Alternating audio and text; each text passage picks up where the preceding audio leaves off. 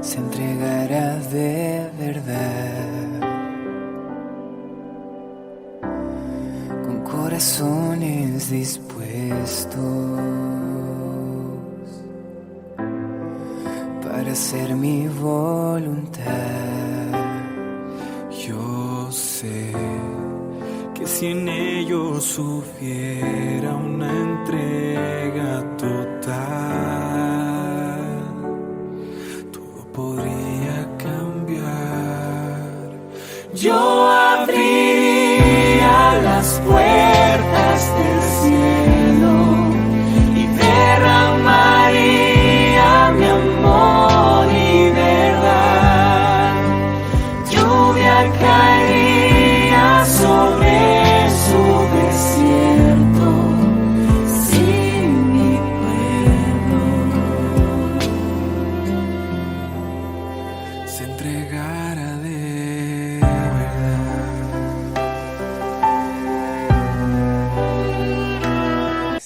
Buenas tardes, queridos hermanos.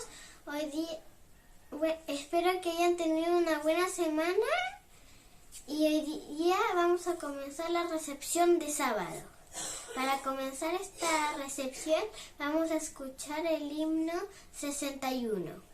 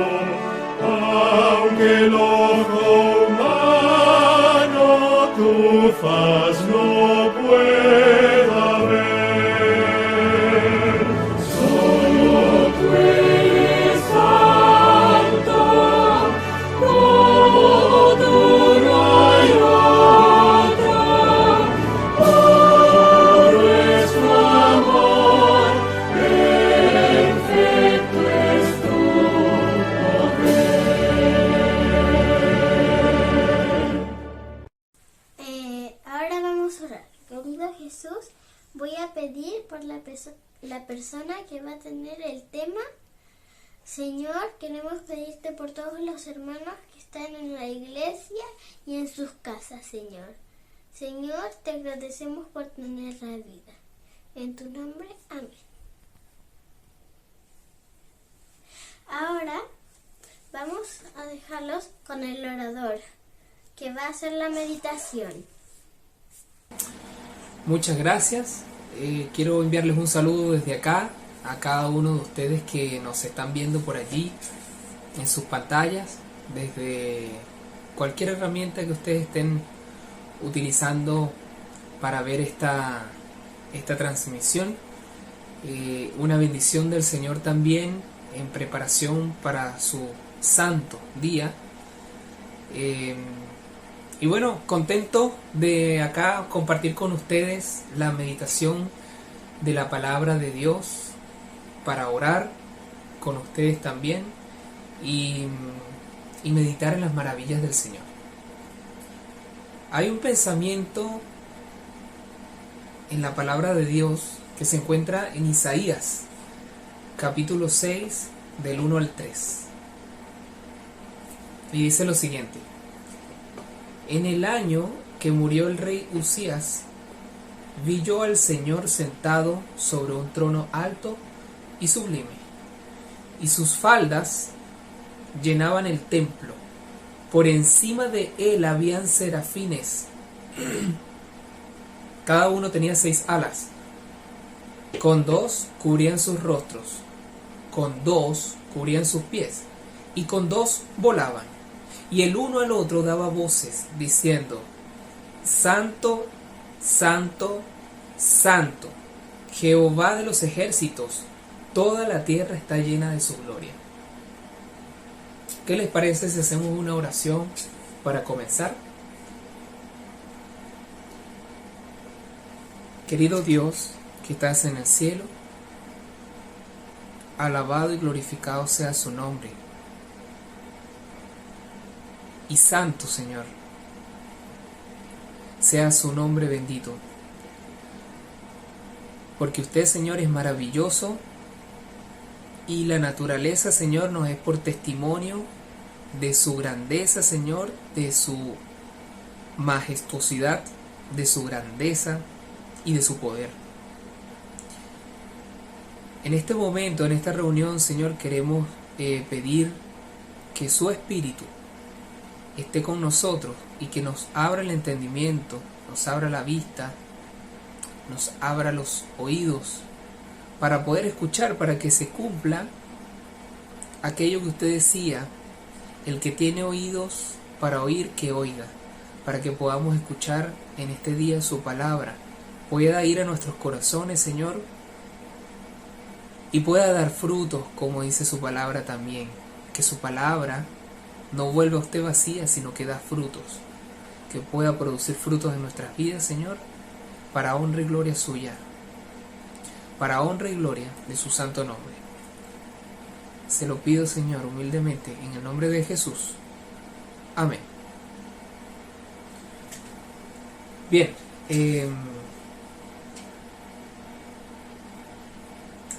Dios nos hace una invitación a nosotros, que es a conocerlo, y cuando nosotros nos acercamos a Dios, lo conocemos a través de distintos, reconocemos en Él distintos atributos. ¿Y quién no conoce los atributos de Dios? Bien sea porque los ha leído en la Biblia, o bien sea porque los ha experimentado en su vida, o ambas cosas. Y qué maravilloso que es encontrar en tu vida, o vivir en tu propia vida, todos esos atributos de Dios que salen en la Biblia. El amor de Dios, la misericordia de Dios al no destruirnos instantáneamente, como solió ocurrir alguna vez, la gracia de Dios al traernos de donde estábamos y rescatarnos y traernos a donde estamos ahora, pudiendo estar cerca y acercarnos a Él. Su voluntad también es un Dios que nosotros, mucha gente no entiende en el mundo a Dios, porque piensan que Dios, por ejemplo, es como un mago de la lamparita, que tú pides y Él contesta. Pero Dios tiene su voluntad. Entonces a veces uno pide cosas, pero Dios, según su voluntad y la sabiduría, responde las oraciones. Siempre que una oración es hecha en el Espíritu, obviamente tiene la intención, una buena intención, y Dios probablemente la conteste. Pero si no, Dios juzga y según su voluntad Él contesta. Su justicia y su misericordia y gracia, como había dicho, son cosas que uno experimenta, que lee también en la Biblia, las conoce, pero también las experimenta en su propia vida. Y qué maravilloso es eso. Ahora, hay un atributo de Dios que ciertamente no se sabe bien si es solo un atributo o es el superatributo de Dios. Es casi su definición, es casi su nombre, y es la santidad. Es un atributo muy especial y difícil, estudiado también. Los teólogos, los estudiosos investigan y meditan acerca de este tema porque es un tema bien interesante. Comencemos por ver qué es la santidad, ¿les parece? Vamos a ver qué es la santidad. Miren, nosotros conocemos que cuando se usa ese término para nosotros, o para personas o para cosas, se dice que algo es santo, es cuando esa cosa o esa persona es apartada para Dios. Ahora, cuando se dice ese término a Dios, ¿cómo lo interpreta uno? ¿Cómo uno entiende que es la santidad de Dios? Dios apartado para sí mismo. Eso es lo que vamos a ver a continuación. Y ciertamente el término hebreo utilizado para la palabra santo en la Biblia es agios y significa separado. Entonces se entiende por santidad todo lo que está separado o apartado, todo lo que está separado de lo impuro. Eso es santo, digamos. Ahora, en la Biblia dice que Dios en sí mismo es santo como ninguno. Eso está en 1 Samuel capítulo 2, versículo 2. Y más aún, en la Biblia hay 2 ocasiones donde se habla acerca de la santidad de Dios. Y por eso es que al principio yo decía que quizás no es un atributo como los otros, como el resto de los atributos de Dios, sino que es como podría llamarse como el superatributo de Dios. Porque en la Biblia, en estos 2 episodios, que tienen muchas cosas interesantes, estas 2 ocasiones, porque una está en el Antiguo Testamento y otra está en el Nuevo Testamento, y tienen cosas muy comunes, en edades muy separadas, en personas totalmente distintas, personas que ligeramente eran culturas distintas, habían vivido cosas distintas. Uno es en Isaías y otro es en Apocalipsis. El Isaías ya lo leímos al principio, fue el versículo que leímos al principio. Yo lo voy a leer nuevamente. A partir del versículo 2 dice, capítulo 6 de Isaías: por encima de él habían serafines, cada uno tenía 6 alas, con 2 cubrían sus rostros, con 2 cubrían sus pies, y con 2 volaban, y el uno al otro daba voces diciendo: Santo, Santo, Santo, Jehová de los ejércitos, toda la tierra está llena de su gloria. Apocalipsis, no lo hemos leído, vamos a leerlo. Apocalipsis 4:8 dice: y los 4 seres vivientes tenían cada uno 6 alas, y alrededor y por dentro estaban llenos de ojos, y no cesaban día y noche de decir: Santo, Santo, Santo es el Señor Dios Todopoderoso, el que era, el que es y el que ha de venir.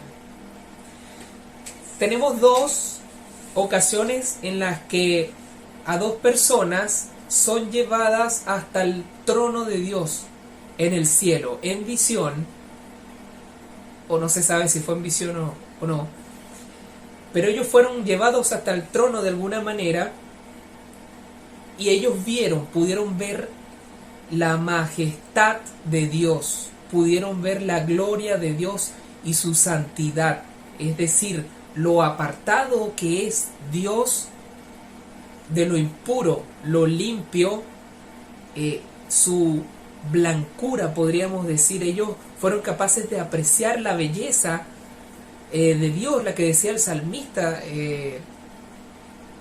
donde él decía que quería meditar en las maravillas y en la majestad de Dios.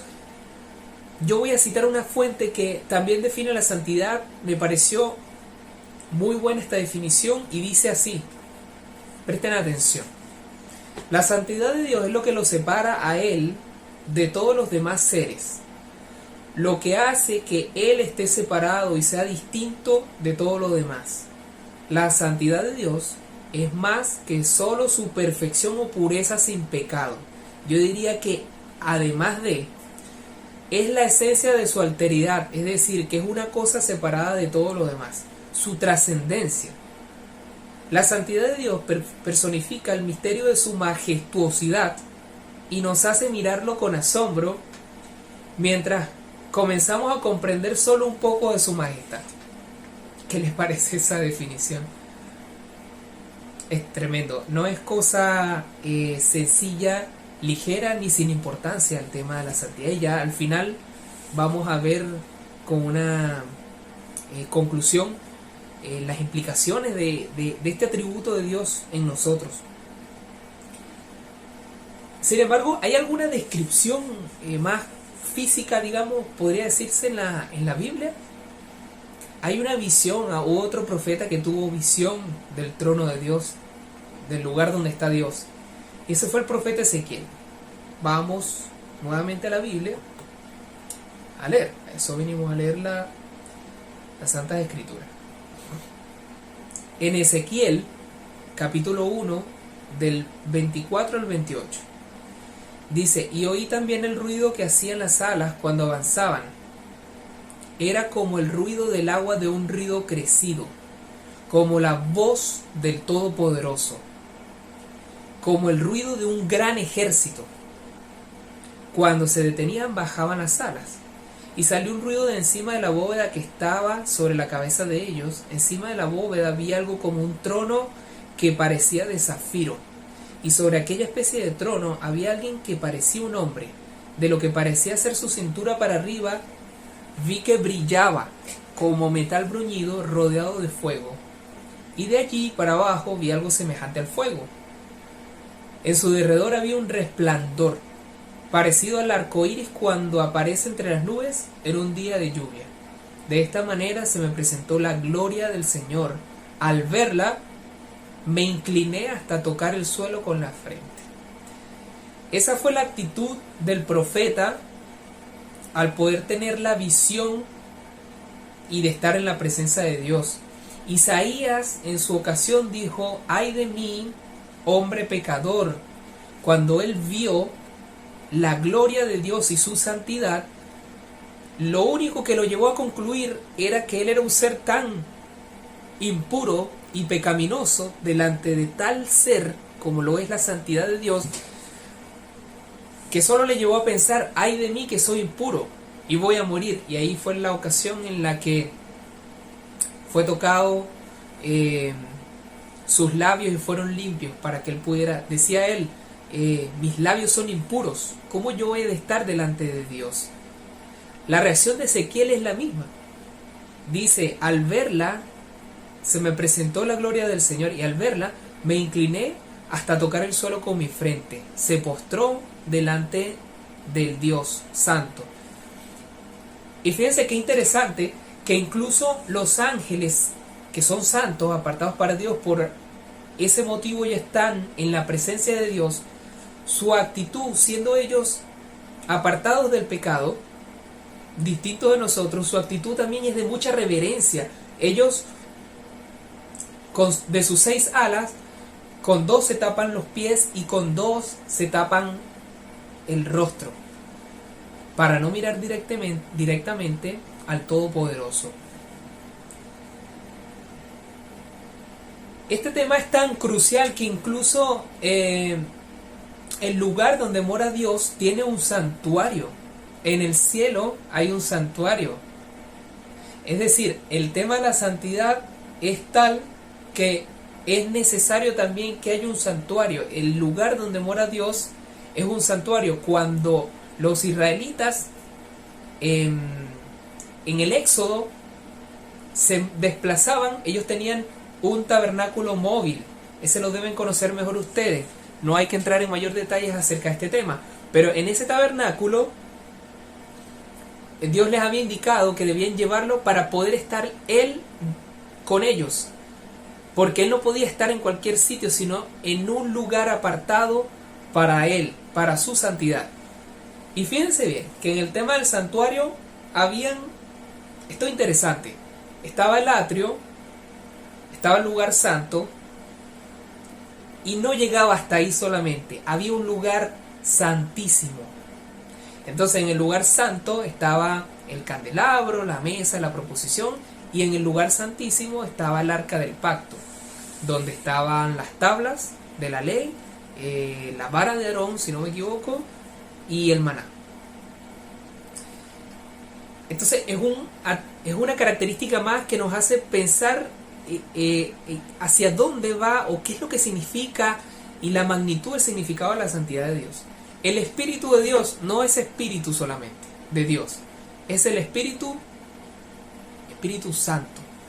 Entonces, fíjense qué trascendentales los eventos que están descritos en la Biblia, que involucran el Espíritu de Dios, que no es cualquier espíritu, sino el Espíritu Santo. Según los evangelios, el Señor Jesucristo vino en el vientre de una virgen que concibió del Espíritu Santo. Cuando Juan bautizaba en el Jordán, él decía: yo bautizo con agua, pero aquel que viene ya, que era nuestro Señor Jesucristo, él se bautiza con Espíritu Santo y fuego. El bautismo que nosotros debemos recibir, el de Espíritu Santo. Más aún, en el Evangelio, el Señor Jesucristo explicaba que todos los pecados eran perdonados, menos uno: la blasfemia al Espíritu Santo. Si nosotros queremos seguir meditando también en este tema, podríamos llegar a preguntarnos: ¿nuestro Señor Jesús era santo? ¿Usted cree que Jesús era santo? Fíjense, algunos lo podrían tener claro, pero es interesante meditar y ver qué dice la palabra también. Si su sacrificio perfecto y puro, no habría cristianismo en nuestros días, no se hubiera desarrollado, Dios no hubiera permitido que avanzara. Este tema a veces es interesante, saber que nuestro Señor Jesucristo pudo haber fallado en su misión, pero con todo el Señor venció al mundo. Y como decía, sin un sacrificio perfecto, sin una vida perfecta, no hubiera sido aceptable para hacer propiciación ante la ira de Dios, para pagar por nuestros pecados. En cierta ocasión, unos demonios que conocían bien, como dice la misma escritura, ellos también tienen fe y tiemblan cuando ven al Señor, y ellos lo conocían del cielo. Esto está en Marcos capítulo 1, versículo 24. Dice así: diciendo: ¿qué tienes con nosotros, Jesús Nazareno? ¿Has venido para destruirnos? Sé quién eres, el Santo de Dios. Eso dice Marcos capítulo 1, versículo 24. Pero también tenemos otro episodio interesante donde Jesús identifica lo que son las cosas de Dios separadas y santas para nuestro Dios, y las cosas que son de los hombres, que no deben mezclarse y no deben confundirse, y debe haber un respeto y una reverencia por las cosas de Dios que son santas. En Mateo 21:12 leemos lo siguiente: y entró Jesús en el templo de Dios y echó fuera a todos los que vendían y compraban en el templo, y volcó las mesas de los cambistas y las sillas de los que vendían palomas. Y les dijo: escrito está, mi casa, casa de oración será llamada, mas vosotros la habéis hecho cueva de ladrones. Finalmente, el propósito de Dios también es interesante en este versículo, como decía anteriormente, que vio que el Señor Jesús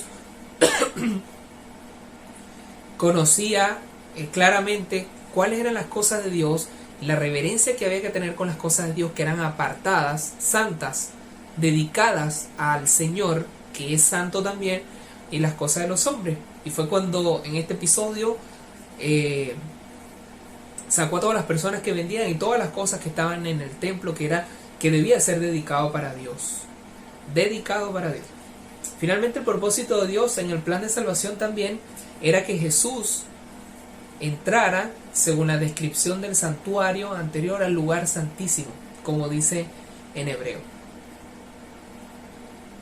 Ahora, esto es como un prefacio, un prefacio un poco extendido, largo, para que nosotros pudiéramos ver lo que era lo que realmente es la santidad de Dios y las implicaciones que tiene para nosotros, yo creo que tienen que ser la conclusión final de esta meditación, de este estudio en nuestra vida. Hemos hablado de la santidad de Dios, de su majestad en el lugar donde Él habita, de su naturaleza. Es casi como su nombre propio, el santo. De hecho, en varias ocasiones en la misma Biblia se le conoce como el santo también. A Dios, a Jesús le llamaron el santo de Dios. Ahora, esas son definiciones, son atributos de Dios. ¿Qué implicaciones tiene esto en nuestra vida? Porque es necesario saber cómo se acerca uno a un Dios santo, cómo ora uno a un Dios santo, cómo adora uno a un Dios santo, cómo le sirve uno a un Dios santo, cómo alaba uno a un Dios santo, cómo lee uno el libro del testimonio de Dios, la Biblia, el libro de un Dios santo. De un Dios santo, como hemos visto en los minutos anteriores. ¿De qué se trata? Y yo quisiera leerles Primera de Pedro, capítulo 1, versículo 13. Dice: por tanto, ceñid los lomos de vuestro entendimiento, sed sobrios, esperad por completo en la gracia que se os traerá cuando Jesucristo sea manifestado.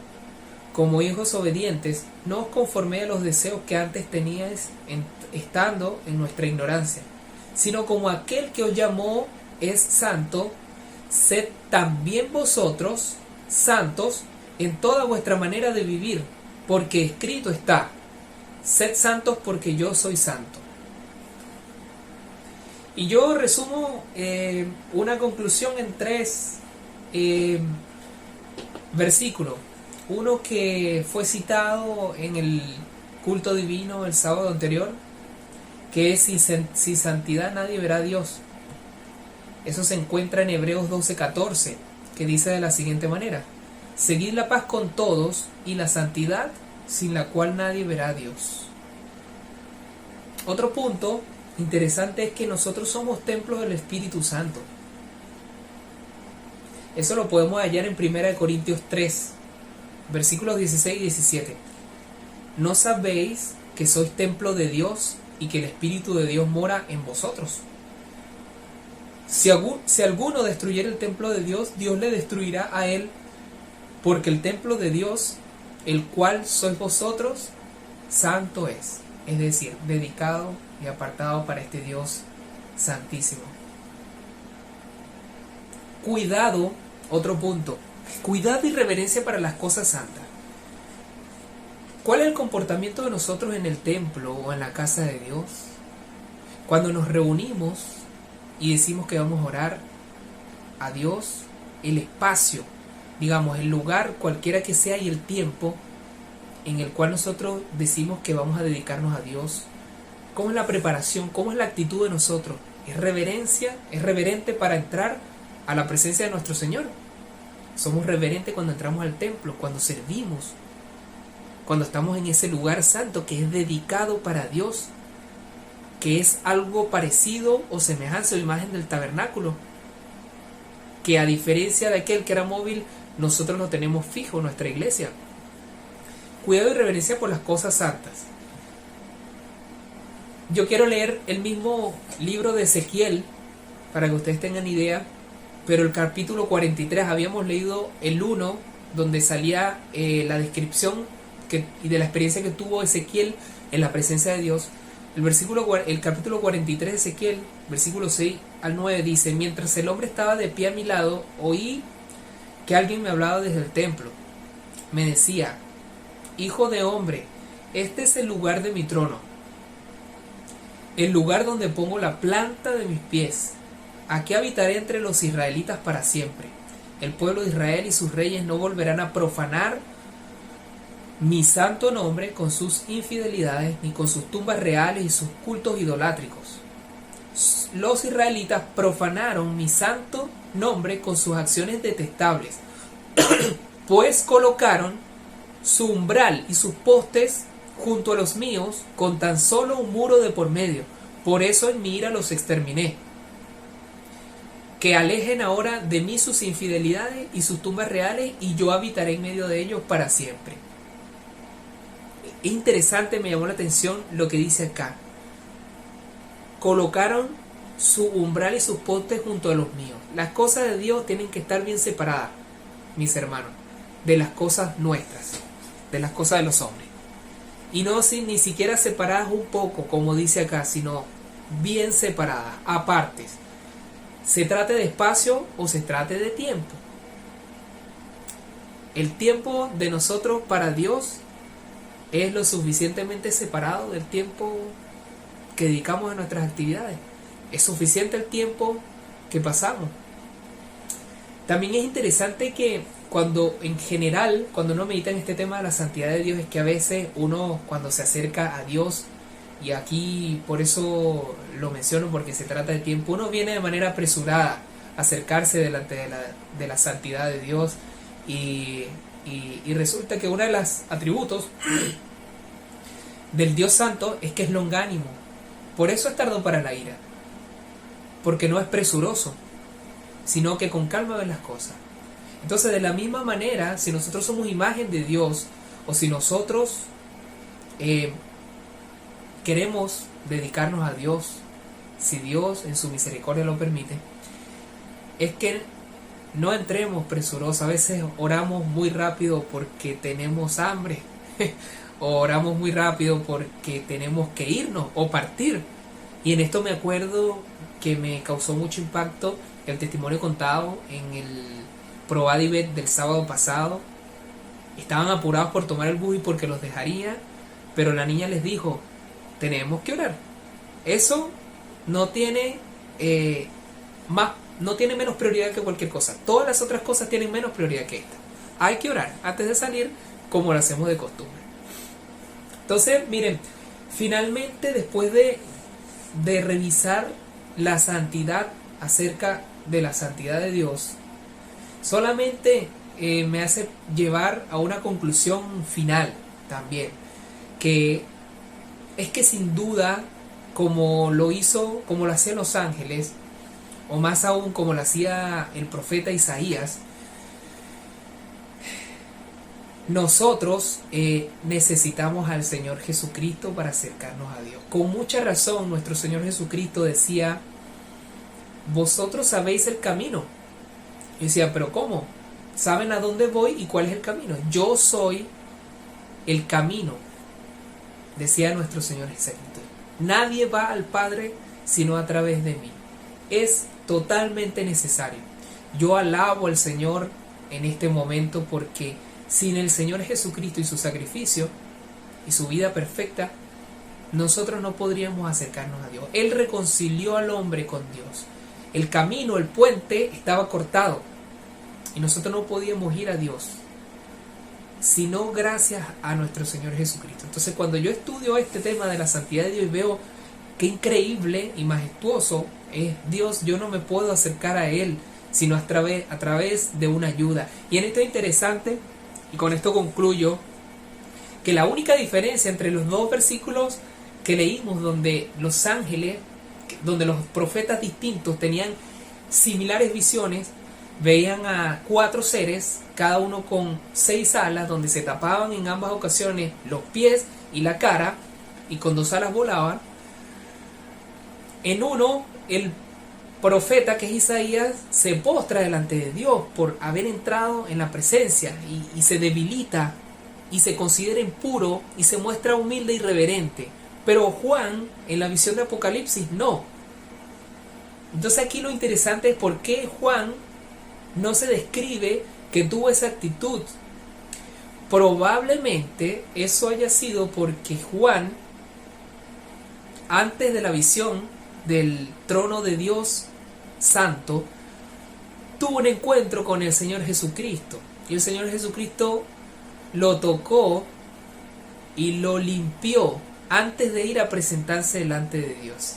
Tal vez por eso no se sintió indigno, porque ya había tenido un encuentro con el Señor Jesucristo, quien lo limpió antes de entrar a la presencia de Dios. Entonces, para finalizar esta meditación, yo quisiera leer un último versículo. Es necesario que busquemos al Señor Jesucristo, porque sin el Señor Jesucristo nosotros no tenemos acceso al Dios Todopoderoso, al Dios Santo, al Dios Altísimo. Quiero finalizar con esto. 2 Corintios 5:21. Al que conoció pecado, por nosotros lo hizo pecado, para que nosotros fuésemos hechos justicia de Dios en él. Quizá esto fue lo que ocurrió con Juan. Fue hecho justicia de Dios en él, en el Señor Jesucristo.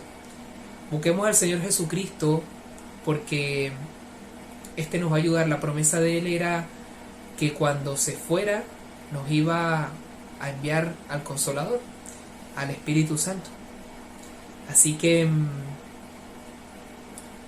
oremos para terminar esta meditación. Espero que se queden estas palabras que hemos meditado de la Biblia, de la Santa Biblia, en nuestros corazones, y que Dios les bendiga en este sábado. Oremos. Querido Dios que estás en el cielo, santo, santo, santo eres, Señor, y la tierra está llena de toda tu gloria. Bendito Dios, cuán maravillosas son tus obras. Son una pequeña muestra de tu santidad, Señor, de tu majestad y de tu grandeza. Somos indignos de presentarnos delante de ti. ¿Quiénes somos nosotros para acercarnos al Dios Altísimo? Mas tú has provisto, Señor, como nuestro gran proveedor de todo lo que necesitamos, el que nos ha dado la vida principalmente, inicialmente, sin la cual ni siquiera estaríamos aquí, el que nos sostiene. Nuestro gran proveedor también ha provisto la herramienta, también ha provisto a su Hijo, a través de quien nosotros podemos tener acceso al trono de la gracia para hallar gracia para el oportuno socorro. Señor, perdone nuestras faltas, que son muchas. Bendíganos este día. Le agradecemos, Señor, todo, y se lo pedimos en el nombre de Jesús. Amén. Muchas gracias. Que tengan todos un feliz sábado. Ok, hermanos, ahora damos gracias al orador que dio el tema de hoy. Ahora vamos a escuchar el himno 15.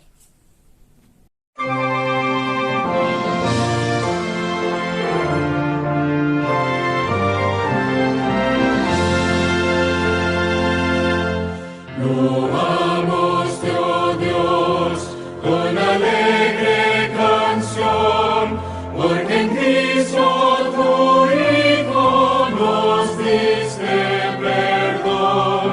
Aleluya, te alabamos, cuán grande es tu amor.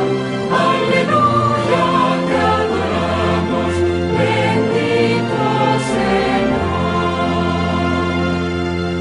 A ti, oh Señor, que tu trono de luz has dejado por darnos perdón en la cruz. Aleluya, te alabamos, cuán grande es tu amor. Aleluya, te adoramos, bendito Señor. Te damos honor, Santo Consolador, que nos llenas de gozo y santo valor. Aleluya, te alabamos, cuán grande es tu amor. Aleluya, te adoramos, bendito Señor.